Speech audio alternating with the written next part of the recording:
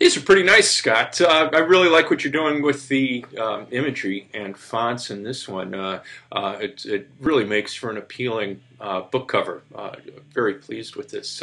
Great color schemes. The visual interest is really strong because of the um, variation of the size of your cloud motifs. It really gives a sense of depth there, and then the contrast between the red and the blue really makes for something quite pleasing. I'm really happy with this.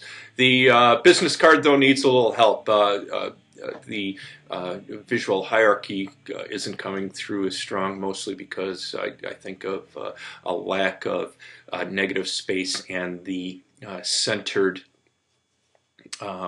layout approach here.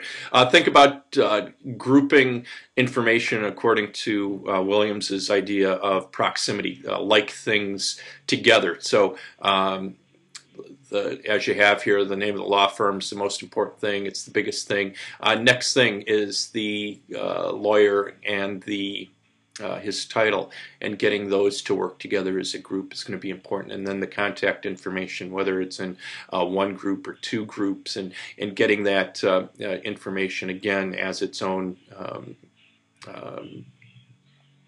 grouping is going to be important. But right now it all reads as one big group because of the centered approach here. This is absolutely terrific. I love what you're doing with the color again. You seem to have a fantastic sense of color using that same yellow from the background, putting it in a spot here that just grabs our attention, and using a very appropriate font, big, bold, sans serif, no messing around, and really getting our attention. The only thing I would switch around here is the visual hierarchy here. Student environment group is probably the least important thing on the poster. What's much more important than who's sponsoring it is where the rally is going to be and at what time. So just switching around the emphasis here. April 15th, 3 p.m., Student Union. That's the information people need, not the student environment group. So switching around the emphasis here, I think, will solve that problem. So I'm going to send these back to you graded. I think you've done some absolutely spectacular things here.